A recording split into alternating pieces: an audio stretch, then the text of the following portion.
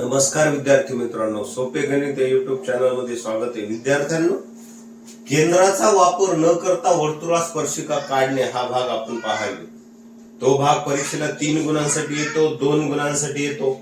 मग आता केंद्राचा 4 सेमी केंद्र असलेल्या वर्तुळात केंद्राचा वापर न करता वर्तुळा स्पर्शिका काढायची, बरोबर.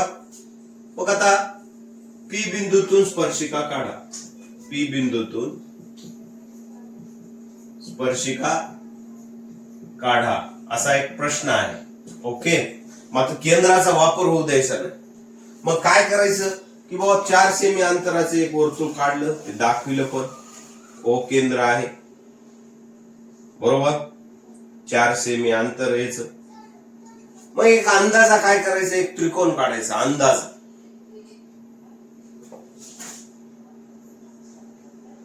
हा त्रिकोण काढला.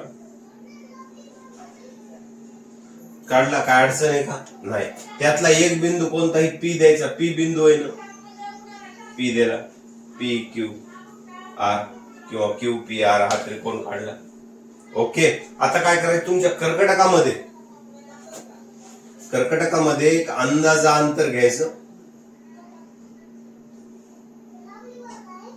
कर्कटकात अंदाजा एक अंतर घ्यायचं आणि दाटोक इथं ठेवायचं आणि असं एक कंस टाकायचं अंदाजा अंतर घेऊन तुमच्या कर्कटकामध्ये, आणि दाटोक क्यू वर ठेवायचं आणि असा एक कंस टाकायचं. सेम अंतर न बदलता जी क्रिया क्यू वरून केली का तीच क्रिया पी वरून करायची. अशी खालच्या बाजूकडून पी वरून जी क्रिया क्यू वरून केली तीच क्रिया कुठून करायची, पी वरून करायची. असा एक कंस टाकायचा. टाकला, काय अडचण आहे का? नाही. आता काय करायचं, तुमच्या कर्कटकामध्ये हे अंतर मोजायचं. समजा हे कर्कटक आहे माझं, पेन्सिलचं टोक आणि टोक इतकं मोजून अंतर सेट करायचं. केलं सेट. हे अंतर घेऊन कुठं जायचं, ह्या खुणेवर जायचं.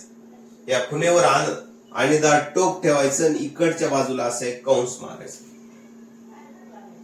हे अंतराचं इथं आणि टोक ठेवून इकडच्या बाजूला एक कंस टाकला. आता तो जो कंस आहे त्या कंसामधून जाणारी आणि पीला स्पर्श करणारी एक रेषा काढायची. अशी एक्झॅक्ट ती कंसामधून गेली पाहिजे.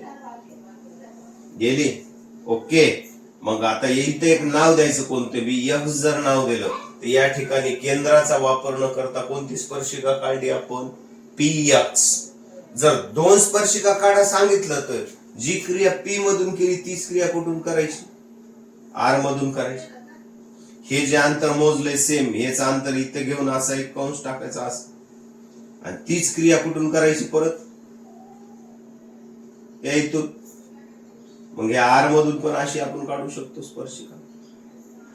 ही झाली आर मधून काढलेली स्पर्शिका.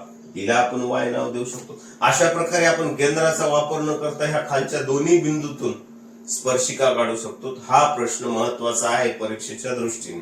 ओके, अतिशय सोप्या पद्धतीने मी तुम्हाला हा प्रश्न समजून सांगितलेला आहे. ओके.